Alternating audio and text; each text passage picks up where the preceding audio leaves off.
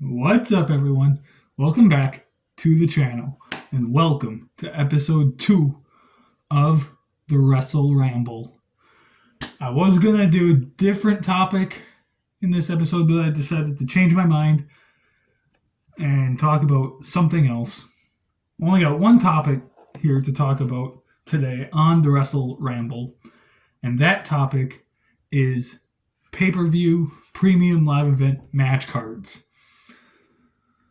So let's just get right into it. It's basically why I dislike the five match cards. So over the past year, we've been getting five match cards for the pay-per-views or premium live events, whichever you call it. I still call them pay-per-views. Yeah, five matches, and I have not liked them because okay, match quality wise, they're awesome. All five matches typically are pretty good for the most part. I just don't like that we only have five matches on the card. I feel like we need more. And don't get me wrong, I love almost everything that Triple H has done since taking over. So much better than what Vince has done. Except these five match cards and maybe a few other things here and there. But normally I just don't like these five match cards. I know way back in the day, if you look at some of the old school like NXT takeovers, some of those cards only have five matches on the card. But that's okay because it was only one brand that you had to worry about, NXT. And typically on NXT TV, it was 2 hours and you couldn't get much in. And at the time, they only had like 3 or 4 championships. So you only had 5 major storylines, one for each title and then one other one. So that made sense. And I was okay with it back then because it was only one brand that you had to worry about. Now you have 2 brands, Raw and SmackDown. The pay-per-views are co-branded. And you have 5 matches still? Why? There's too many stars, too many titles, too many storylines to have only 5 matches on pay-per-views. I understand because I read something that they want to be able to stack Raw and stack SmackDown and have more viewers for those shows, which I totally understand, and that makes total sense. However, there's people, for example, 24/7, who works a second shift job and is at work while Raw and SmackDown are on. So even if he wanted to watch Raw and SmackDown, he couldn't because he's at work. So like he mentioned in his Bash in Berlin review, LA Knight, the tag team champions, all these people, if you can't watch Raw or SmackDown, how are you supposed to know who the champions are? Keeping them only on Raw or SmackDown. There's too many storylines to have just 5 matches. I feel like 6 to 7 matches on a card is like the perfect number of matches for a pay-per-view. And I'm not saying make the pay-per-views longer per se. I mean, maybe a little like, but NXT No Mercy that happened last week proved my point. They did 6 matches in 2 hours and 45 minutes, showing that it's possible to do 7 matches, 7 pretty good matches in 3 hours. Not every match needs to be 15 to 20 minutes to be good. It is possible to have a pretty good 7 to 10 minute match. It's been done before.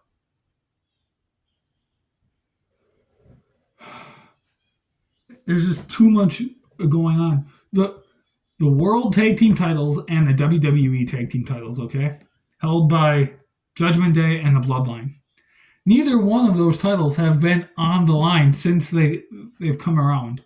The last men's tag team title match that they had on the pay-per-view was at WrestleMania, that 6-team ladder match.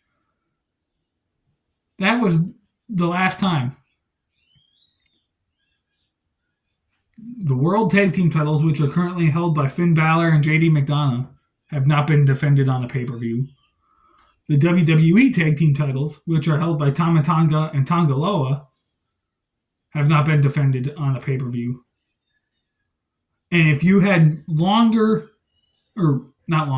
matches on the card, chances are they probably would have been.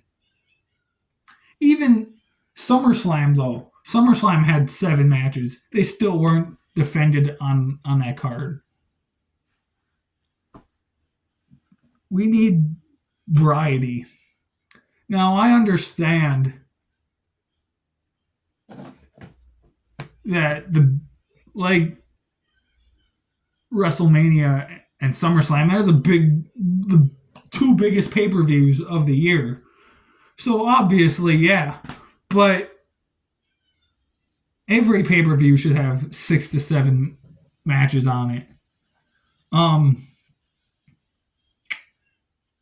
I should have taken notes for things I wanted to say, because I know there's more. I'm just having a brain fart at the moment.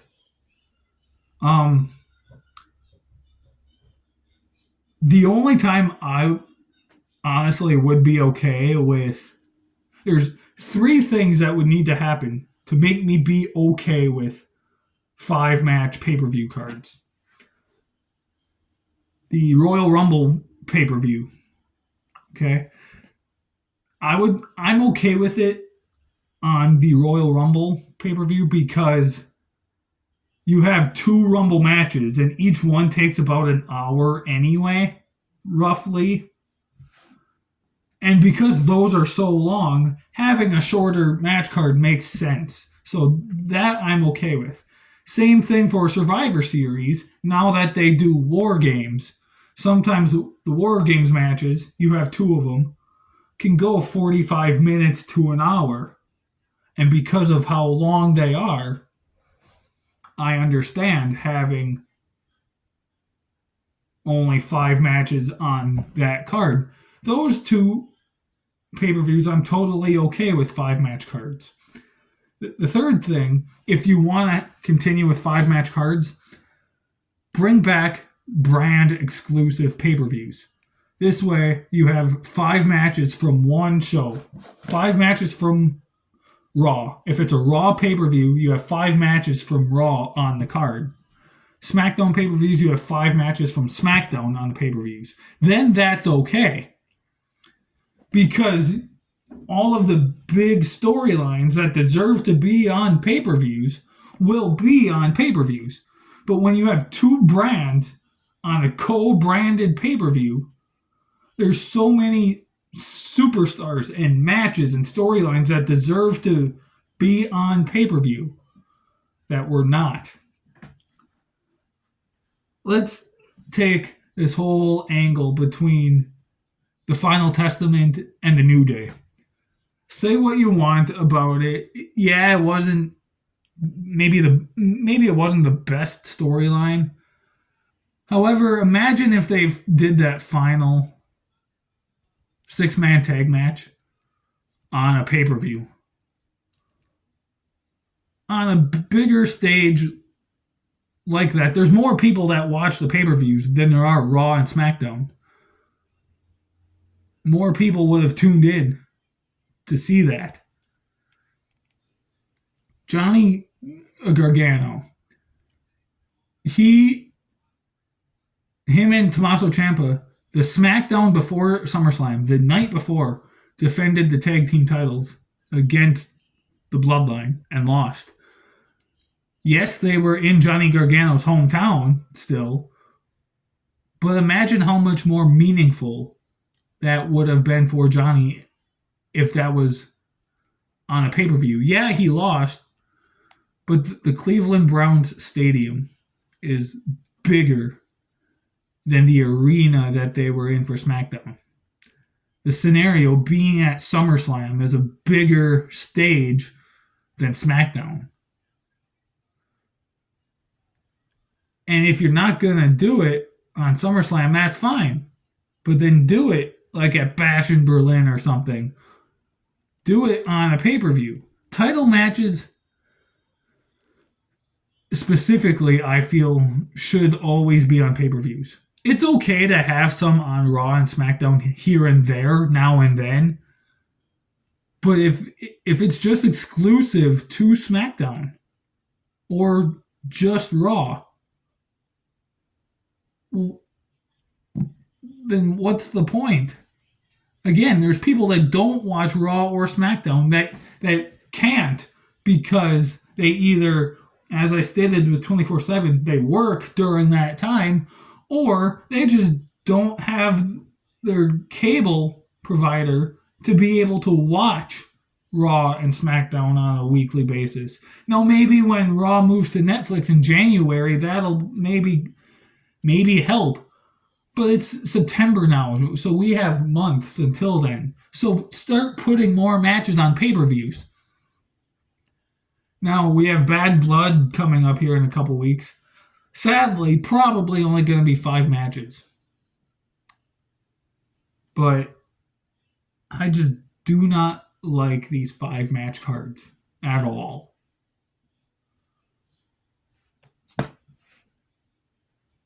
Again, with the things that I said, specifically brand exclusive pay-per-views, if they brought those back, 5-match cards would be okay, because then you'd have 5 matches from Raw on a Raw pay-per-view. So that would be a good estimate. You got maybe have the world title, IC title, either tag or women's title, and then 2 other matches. That would be good right there, because everything, all of the important stuff will be on a big show. Do the same thing for SmackDown. And if you don't want to bring back brand exclusive pay-per-views, then do, I would say, 6 to 7 matches on a pay-per-view. Do 3 matches from Raw, 3 from SmackDown, and then that would be it. Unless you want 7, do a bonus match. But do 2 title matches from Raw, 2 from SmackDown, and then have either 2 non-title matches or do a random 3rd title match from a brand and then 1 non-title match. Whatever. We just need more on the pay-per-views. I think that's about it, though. I think I've expressed my feelings. I think I've proven my point. Again, NXT No Mercy proved my point. You can have a really good pay-per-view and have 7 matches in 3 hours.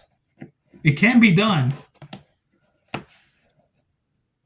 So, yeah. That's about it. That was this episode of the WrestleRamble. Leave your comments down below. Your take on the 5-match cards. Do you like them? Do you dislike them? I want to know. Also, give us suggestions what you want to hear for a WrestleRamble. Me and 24/7, we have ideas. I will get 24/7 on an episode of the WrestleRamble one of these days, whether him and I do it together or he does one on his own. I will make sure he does one at some point.